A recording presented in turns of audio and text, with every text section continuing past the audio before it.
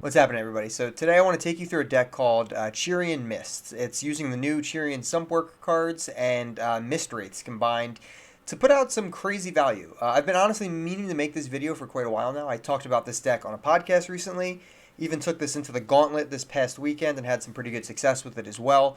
So I've been meaning to make it for a bit, but it's a really fun deck that outputs crazy high damage and has some really funny plays. I think it's pretty decently consistent as far as most of those Chirean decks go, and it just has a little bit more flash than some other fearsome decks I've been seeing going around right now. So I'll jump over to the actual client here and kind of break through what the deck's doing, and then hopefully we can run a couple games with it, maybe get some wins or some decent gameplay at least.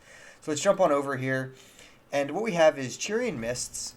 And essentially, we're using Elise and Callista as our two champions. And then we're just using a ton of really good targets for cards like Fading Memories, which is pick a follower, create an ephemeral copy of it in hand. Also, cards like Iterative Improvement, which is pick a follower, create a copy of it in hand, but give it +1/+1.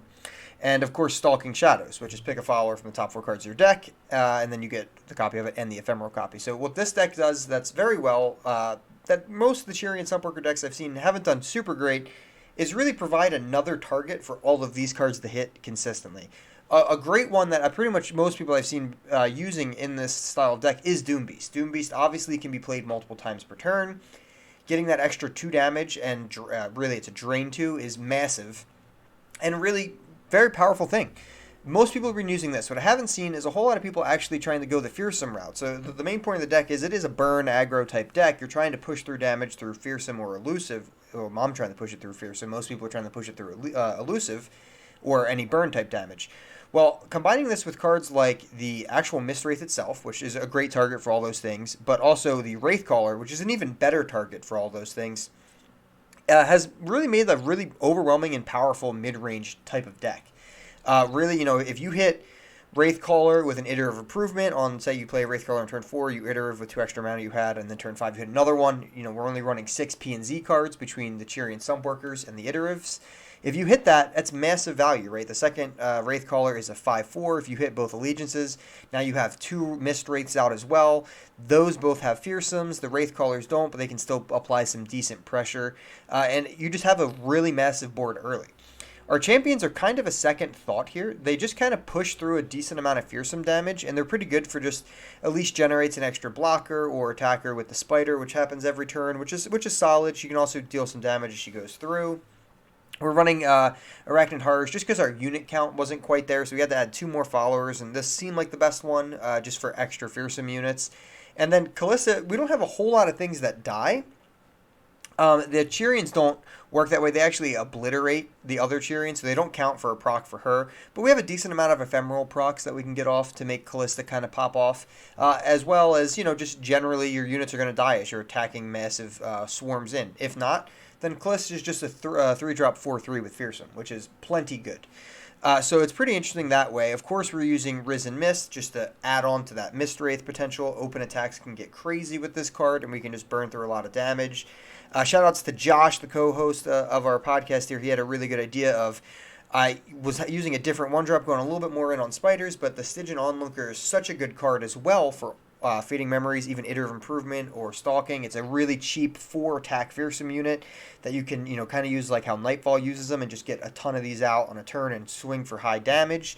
So that combining with the Nightfall of Doombeast actually led me to put onto Duskin. I think it's enough. We have a decent amount of draw here with Glimpse Beyond and Stalking Shadow that we should be able to see one of those 2 cards most games. And if we see Unto Dusk, using that on either one of those 2 cards is absolutely fantastic. You get an extra 2 damage from Doombeast, which is obviously great, or you can just reset your Onlooker. Say it already attacked, it got the 4 damage through, you can reset it the next turn at burst speed if you could play something else.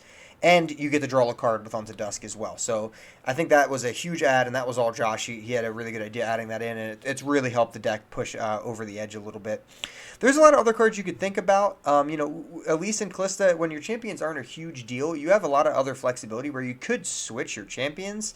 There's not a whole lot here. I do think it's pretty important to keep the Wraithcaller and the Allegiance, so you really have to just look at mostly just the Shadow Isle cards, so we can actually get rid of the Piltover cards here.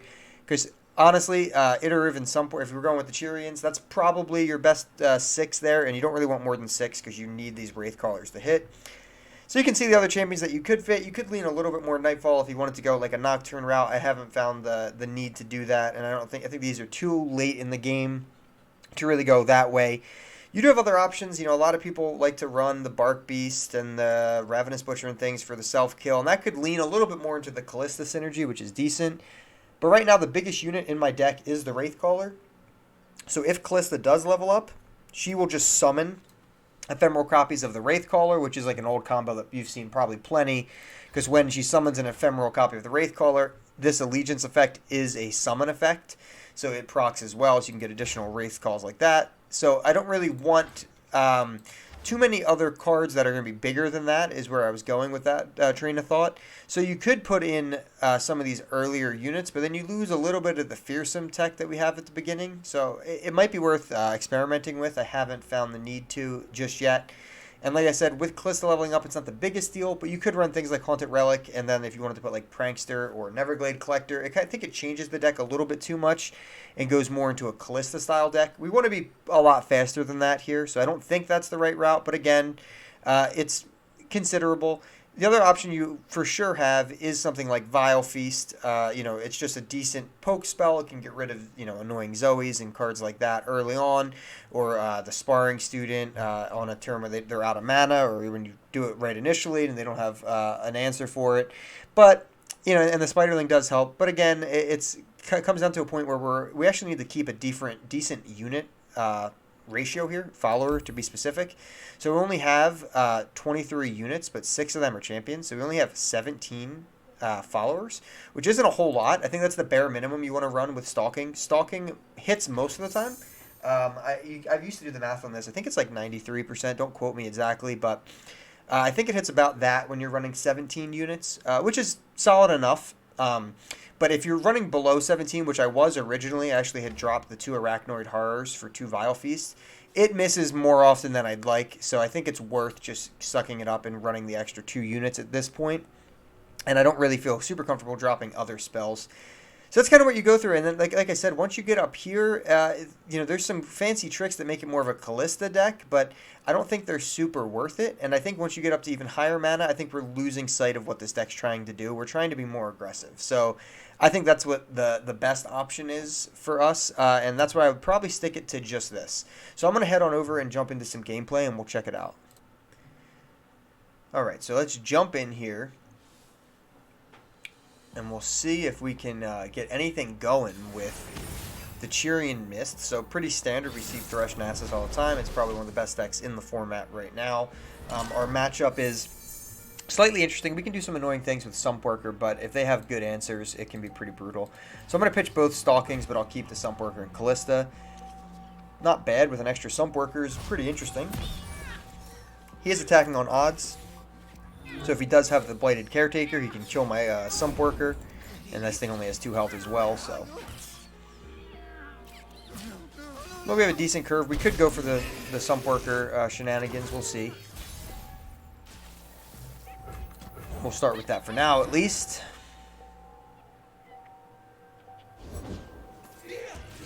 So we'll see if he has the Butcher or the Caretaker.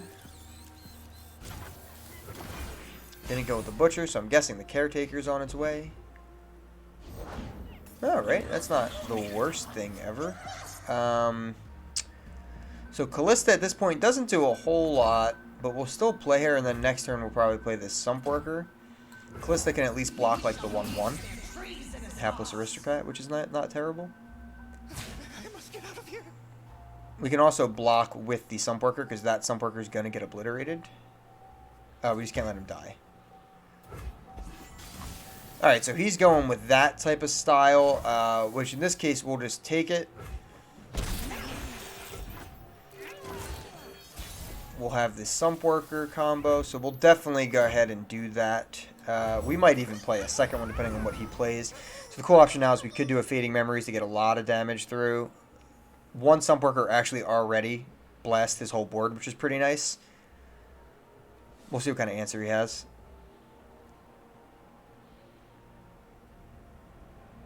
If he has an answer. Ooh, he's going with the Sand Spinner. We'll go with the extra. Let's get it. He's got no mana left, only 1 mana left. We feel pretty comfortable. We'll get a good bit of damage here through. So he could block here with the Sand Spinner and trade here. Everything else dies. And I'm fine with trading Callista at this point. Get that board nice and cleared before Thresh comes down next turn, ideally, so Thresh can't quickly level up. So yeah, he can either just chump block here, it dies, my Callista stays, or he can just trade the Sand Spinner into Callista now. But we're getting 10 damage through, which is pretty good, bringing him down to 9, which isn't terrible. Don't really need to do the Fading Memories there, but again, it's an interesting debate there to see if I want to get that extra damage poke through now or not. I figured while the attack is actually open, we would go for it, so he decides to trade Callista there. That's actually a pretty nice interaction. The Hapless Aristocrat spawns from the first spell, brings out the Spiderling, and then the second skill on the stack actually kills the Spiderling again. That's pretty sweet. Clears out his board pretty nicely. Guessing we have a Thresh coming down. Thresh would be pretty annoying. Yep, so you can kill my guy here. But we'll start getting these things going because we do need to get our board a little bit more alive.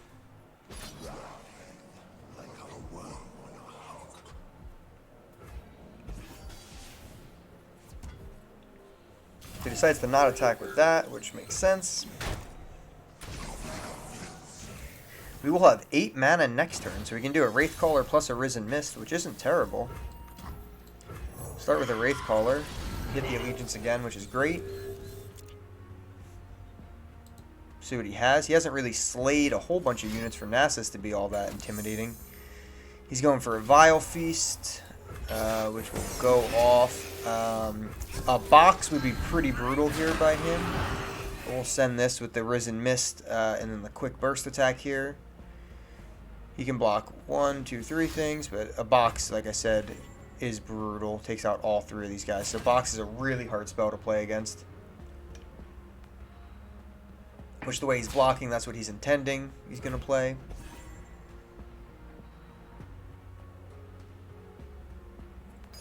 Oh, Withering Wail. So not as bad.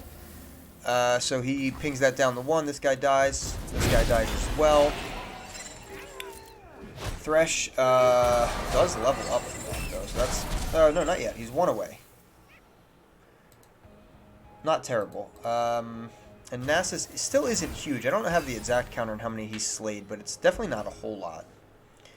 Not a terrible hand. We're just going to be able to play some more Wraiths as well, which is not bad. He passed there. He has nothing. Maybe he's looking to box. I think I'm going to pass here as well. I could play another Mistwraith. It could give him a bigger box target there. I think I'm just going to open attack here. We have answers if we need to, but he's just going to accept the defeat there. So yeah, he clearly didn't have a whole lot of answers for what we had. We had plenty of pressure to push through, so that felt pretty decent overall, definitely. We can try to rock another game here, and we'll see how it goes. Yeah, still just in gold, just kind of hanging out, playing a bunch of different decks right now. I didn't make it to Masters last season. I was like high diamond, dropped back down to gold, and kind of just been messing around in gold for a while. It's been actually a lot of fun. I couldn't deck build to save my life last season, so it's been a lot nicer this time, actually wanting to play, you know, just different decks and actually try to deck build. TF Fizz, this is a flashback to a couple months. I haven't seen this in a minute. We don't need Glimpse. We don't need Stalking Shadows. Wraithcaller is kind of an interesting keep or not. The highest cost unit card in general in our deck is 4. So I'm going to pitch the Wraithcaller to start. Although Fearsomes are pretty good against this. You know what? I'll keep the Wraithcaller and Elise. If I didn't have a 2-drop, I wouldn't. But not bad. Again, we're not looking for a 1-drop. The only 1-drop we've run is the Stygian Mists, or the Stygian Onlooker.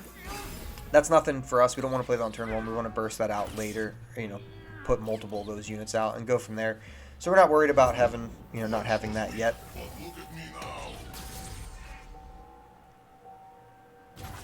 We got Elise out here. We have a second Elise in hand. He's going on turn 3. He can boost his attack by 1, but I think I'm going to start with a Mist here.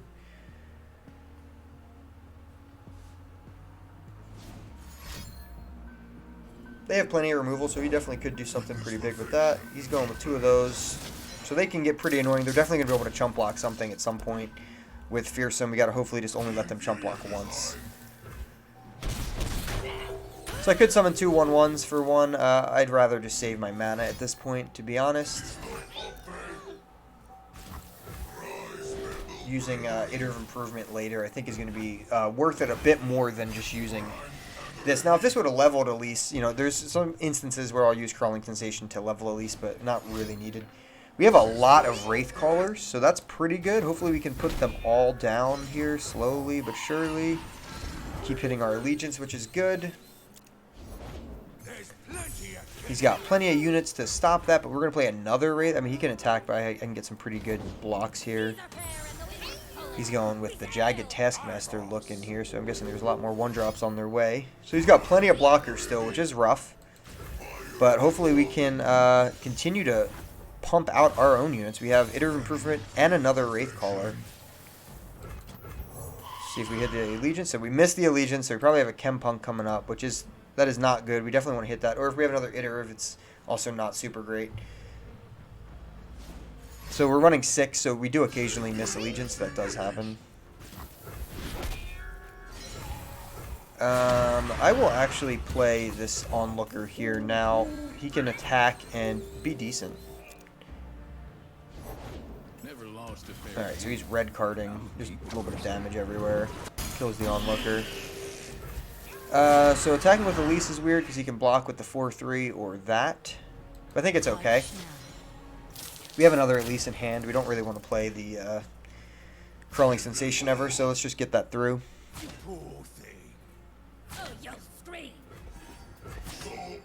The bigger debate is if he is going to kill... Alright, so he's not. So he's taken that much damage, and he's going to have both those out. So we'll take it. So a debate there would have been if we have either Iterative Improvement coming up, or if we have the Chirean Sumpworkers, do we want to use this Iterative Improvement now if these both were going to die, both Wraithcallers? Because another Wraithcaller is going to be huge. We're already through 1 P&Z card, now we're through 2, so this will be pretty big. These Wraithcallers summon 2 units, ideally. So using this on that is huge.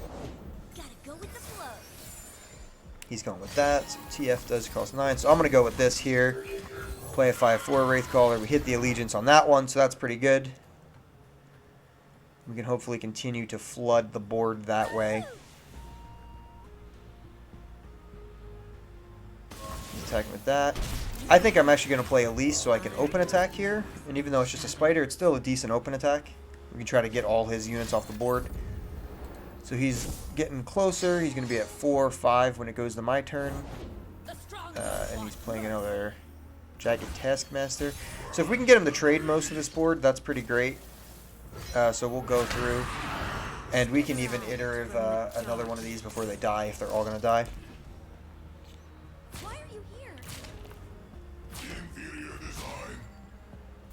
So he's got to use some type of Mystic Shot or something to kill one of these, unless he wants to lose TF here, which is pretty good.